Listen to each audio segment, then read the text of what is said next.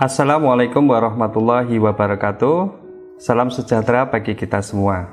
Perkenalkan, nama saya Dr. Denny Anggoro Prakoso.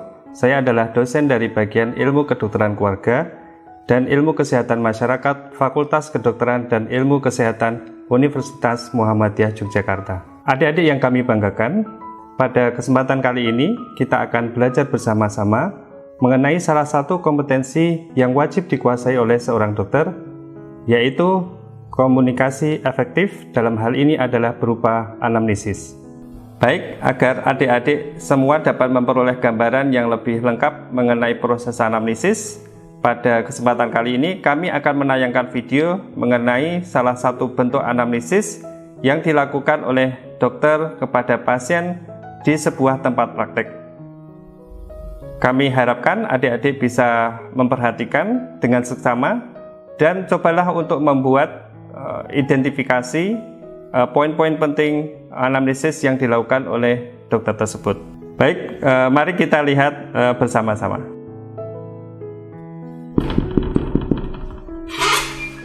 Assalamualaikum dokter. Waalaikumsalam Bapak, silakan masuk, monggo. Monggo Pak, silakan duduk. Terima kasih dokter.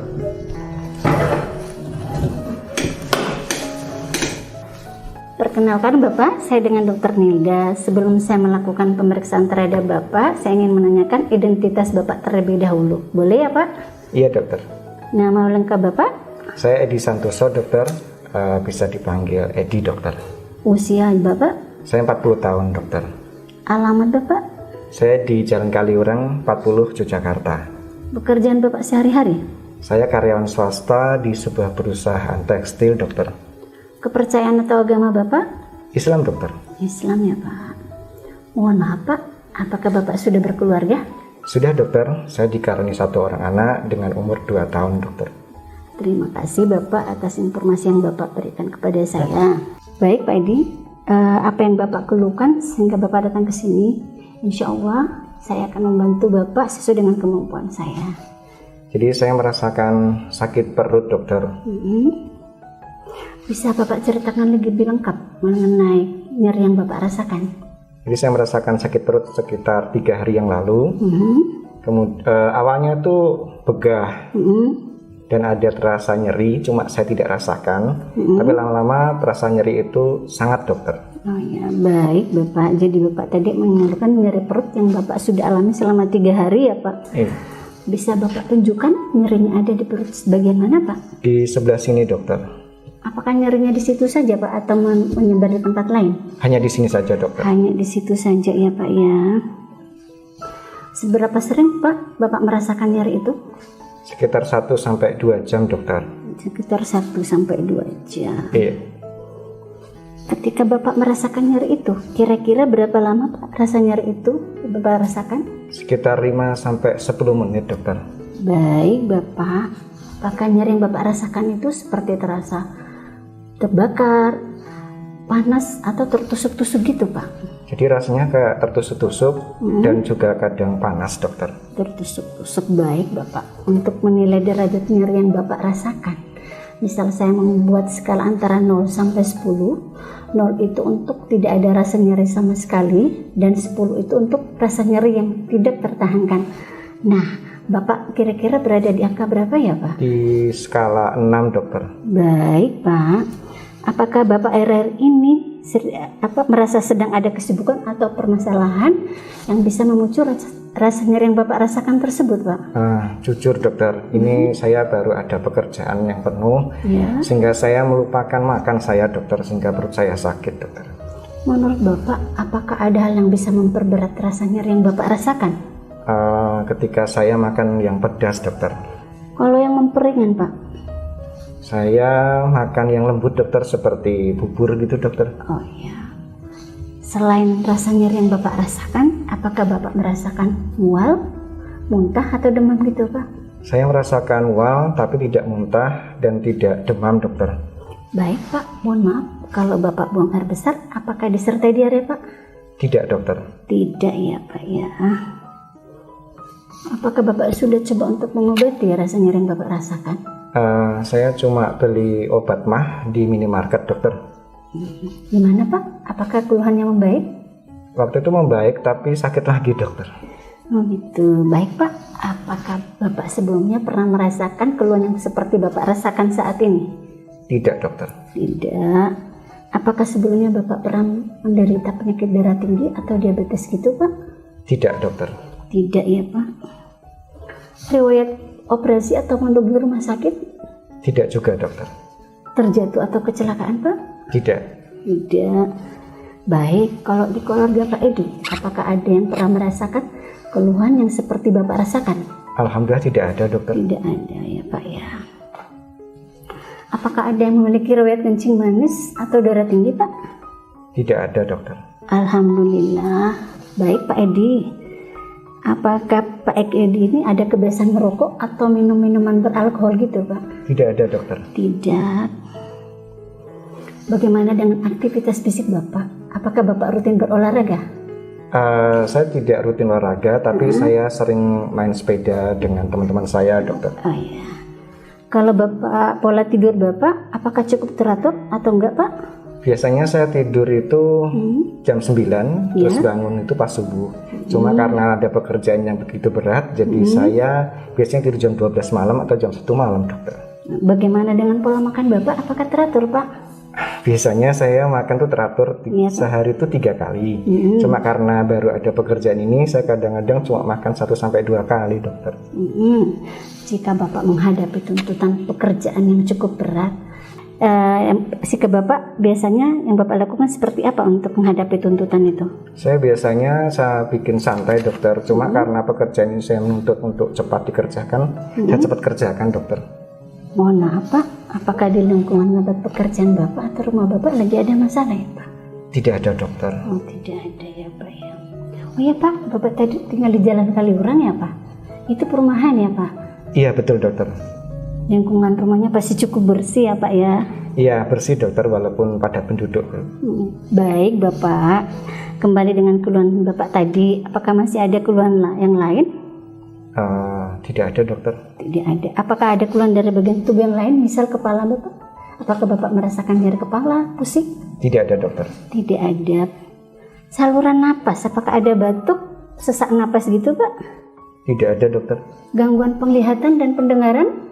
Tidak ada dokter. Tidak ada ya Pak ya. Sering berdebar-debar atau nyeri dada gitu Pak? Tidak ada dokter. Gangguan kencing seperti nyeri saat buang air kecil Pak? Gimana? Juga lancar dokter. Alhamdulillah lancar ya Bapak ya. Kulit gatal Pak? Nah itu 1 bulan yang lalu saya merasakan gatal di punggung dokter. Sudah saya obati, cuma membaik, tapi akhirnya sakit lagi dokter. Jadi gatal lagi. Baik Pak Edi, nanti kita periksa ya Pak. Nah kalau tangan dan kaki, apakah ada kelemahan? Sering merasakan kesemutan gitu Pak? Tidak ada dokter. Baik Pak Edi, terima kasih atas informasinya. Jadi kalau boleh saya rangkumkan, kalau Pak Edi tadi datang dengan keluhan nyeri perut yang dirasakan sejak 3 hari, nyerinya ada di ulu hati, rasanya seperti ditusuk-tusuk dan kadang terasa panas ya Pak? Iya dokter. Pak Edi merasakan ini semenjak pola makan Pak Edi berubah karena tuntutan pekerjaan. Keluhan sudah diobati dengan obat mah tetapi belum membaik. Pak Edi merasakan mual tetapi tidak muntah. Dan keluhan lain seperti ada gatal di punggung yang Bapak rasakan sudah sebulan, betul ya Pak? Betul dokter. Baik Pak Edi, untuk mengetahui lebih lanjut mengenai keluhan Bapak, setelah ini saya akan melakukan pemeriksaan fisik terhadap Bapak. Apakah Bapak bersedia? Saya bersedia dokter. Silakan Pak. Sebagaimana kita ketahui bahwa anamnesis adalah merupakan sebuah teknik pemeriksaan berupa wawancara yang dilakukan oleh dokter atau tenaga kesehatan kepada pasien. Dalam hal ini, kegiatan ini biasanya dilakukan di tahap awal sebelum pemeriksaan. Tujuan dilakukan anamnesis adalah untuk menggali data atau informasi dari pasien, baik itu berupa data subjektif maupun data objektif, yang selanjutnya digunakan sebagai analisis untuk mengetahui jenis permasalahan kesehatan pada pasien. Dalam hal ini nanti juga akan sebagai basic penentuan untuk tindakan atau manajemen yang sesuai bagi pasien tersebut. Agar dapat melakukan proses anamnesis dengan baik, maka dibutuhkan beberapa hal yang harus diperhatikan. Yang pertama, kemampuan dalam penguasaan anamnesis itu sendiri, baik itu memahami mengenai langkah anamnesis maupun poin-poin anamnesis. Kemudian yang kedua, kemampuan dalam mengajukan pertanyaan, baik itu pertanyaan terbuka maupun pertanyaan tertutup, serta memahami mengenai komunikasi verbal dan komunikasi nonverbal. Dan yang ketiga, penguasaan terhadap ilmu patologi atau ilmu penyakit itu sendiri yang nanti akan membantu penalaran klinis dokter dalam proses anamnesis. Proses anamnesis dimulai dengan mengucapkan salam, memperkenalkan diri, menanyakan identitas pasien, dan dilanjutkan dengan mengajukan pertanyaan mengacu pada poin-poin anamnesis, yaitu 4 poin penting anamnesis atau yang kita kenal dengan Fundamental 4. Fundamental 4 ini meliputi yang pertama adalah riwayat penyakit sekarang atau istilahnya dikenal dengan RPS. Kemudian yang kedua adalah riwayat penyakit dahulu atau yang disebut sebagai RPD. Yang ketiga adalah riwayat penyakit keluarga atau yang disebut sebagai RPK. Dan yang keempat adalah riwayat personal, sosial, dan lingkungan atau yang dikenal dengan istilah RPSL. Setelah itu dilanjutkan dengan penggalian review system. Dan yang terakhir adalah membuat resume anamnesis. Pada penggalian riwayat penyakit sekarang, adik-adik harus memperhatikan ada 7 poin penting yang harus digali dalam penggalian riwayat penyakit sekarang yang kita kenal dengan istilah Secret Seven. Jadi Secret Seven ini adalah 7 poin penting yang meliputi yang pertama, lokasi yang merujuk pada tempat di mana gejala itu muncul. Kemudian yang kedua adalah kualitas yang merujuk pada bagaimana karakter dari gejala yang dikeluhkan oleh pasien tersebut. Kemudian yang ketiga adalah kuantitas yang merujuk bagaimana keparahan gejala yang dialami oleh pasien tersebut. Yang keempat adalah onset, waktu, durasi, dan juga frekuensi dari gejala yang dialami oleh pasien tersebut. Kemudian yang kelima adalah melihat bagaimana situasi dan kondisi gejala tersebut muncul. Dan yang keenam adalah menggali mengenai faktor-faktor yang memperberat maupun memperingan dari gejala yang dikeluhkan oleh pasien tersebut. Dan yang ketujuh terakhir adalah manifestasi gejala lain selain dari gejala utama yang dialami oleh pasien tersebut.